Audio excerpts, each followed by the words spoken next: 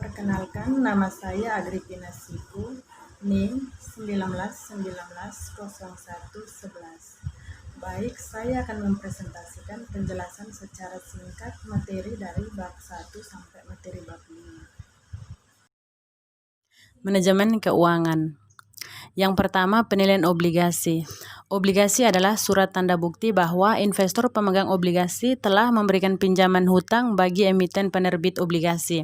Persamaan matematika untuk menentukan nilai intrinsik obligasi. Rumusnya P sama dengan 2N sigma T sama dengan 1, CI bagi 2 dibagi 1 tambah R bagi 2 pangkat T tambah PP dibagi 1 tambah R bagi 2 pangkat 2N.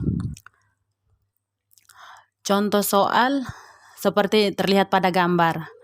Penyelesaiannya P sama dengan 40 sigma T sama dengan 1, 160 bagi 2 dibagi dengan 1 tambah 0,16 dibagi 2 pangkat T tambah 1000 dibagi 1 tambah 0,16 bagi 2 pangkat 40 sama dengan 954 ditambah 46 sama dengan 1000 atau sama dengan nilai par.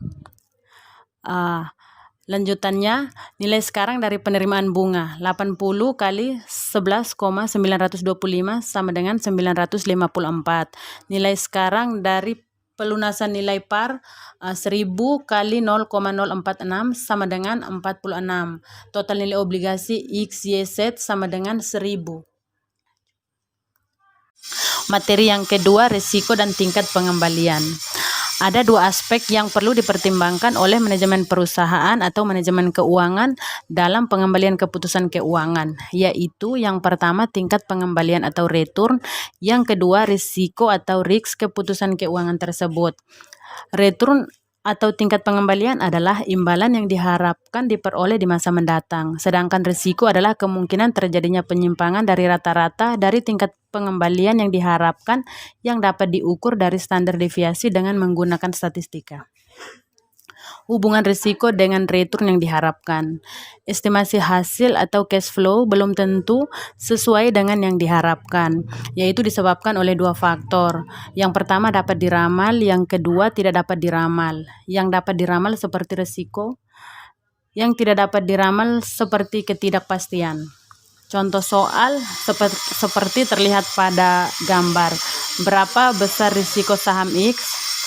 Penyelesaiannya expected return. ER adalah E kali RX sama dengan 30% kali 20% ditambah 40% dikali 18% ditambah 30% dikali 15% sama dengan 17,7%. Varians dan standar deviasi.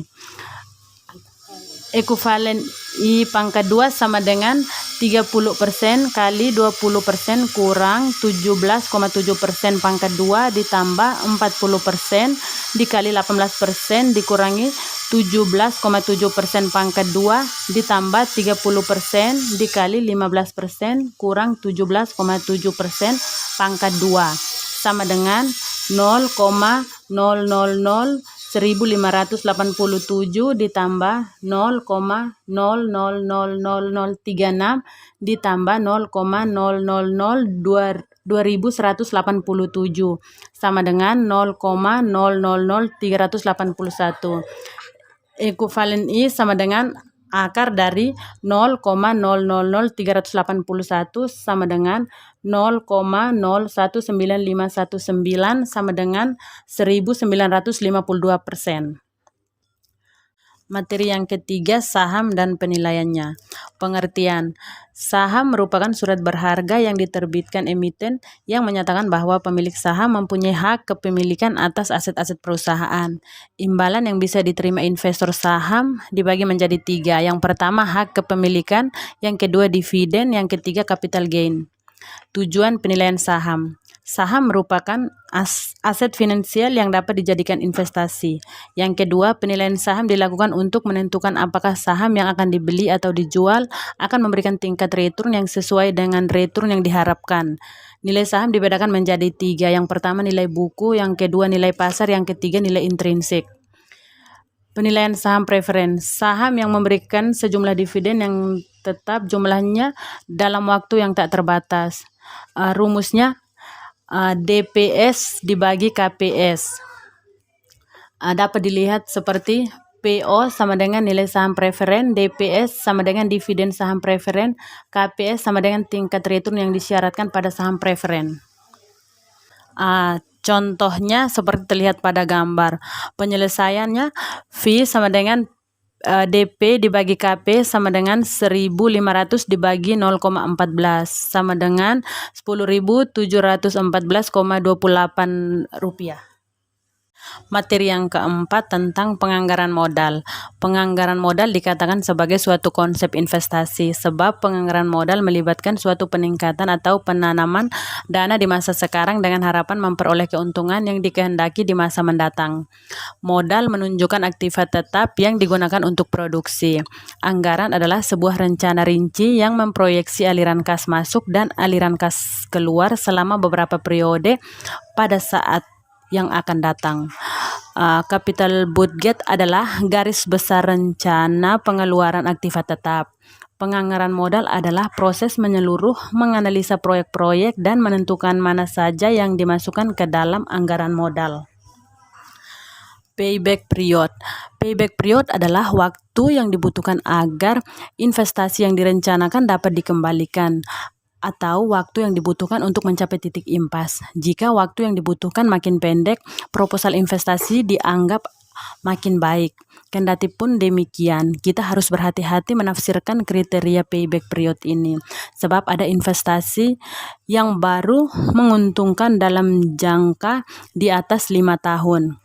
Merupakan periode yang diperlukan untuk dapat menutup kembali cash outflows dengan cash flows. Waktu yang diperlukan agar dana ditanam pada suatu investasi dapat diperoleh kembali seluruhnya. Semakin pendek jangka waktu kembalinya dana yang diinvestasi, semakin baik suatu investasi. Rumusnya PP sama dengan capital outlays dibagi profit kali 1 tahun. Contoh soal dapat dilihat seperti gambar. Penyelesaiannya payback period sama dengan 45 juta dibagi 22.500.000 dikali 1 tahun sama dengan 2 tahun. Artinya dana yang tertanam untuk investasi sebesar 45 juta akan dapat diperoleh kembali dalam jangka waktu 2 tahun. Materi yang kelima, biaya modal perusahaan. Biaya modal yang pertama aset. Biaya modal adalah biaya real yang harus dikeluarkan oleh perusahaan untuk pengadaan aset dan operasional suatu perusahaan.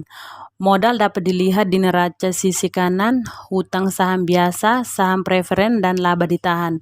Penentuan besarnya biaya modal ini dimaksud untuk mengetahui berapa besarnya biaya real yang harus dikeluarkan perusahaan untuk memperoleh dana yang diperlukan. Fungsi biaya modal yang pertama terkait dengan pajak yang dikenakan pada perusahaan. Biaya modal yang dikenakan pada modal pinjaman berbeda dengan biaya modal dari modal sendiri. Konsep perhitungan biaya modal didasarkan pada perhitungan A. Sebelum pajak perlu disesuaikan dulu dengan pajak sebelum dilakukan perhitungan biaya modal rata-ratanya seperti obligasi.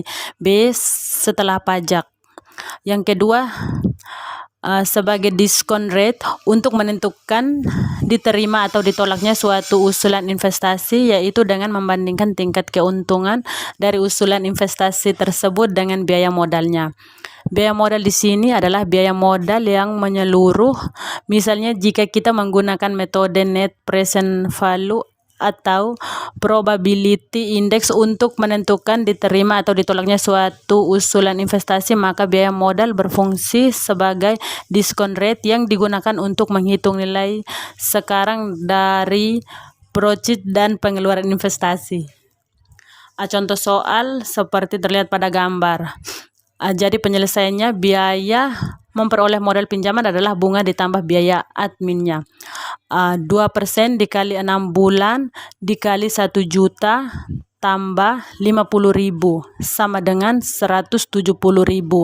Biaya modal per bulan sama dengan 170.000 dibagi 1 juta dibagi 6 sama dengan 0,0283 atau 2,83% atau lebih besar dari bunga menurut kontrak yang hanya 2%. Terima kasih.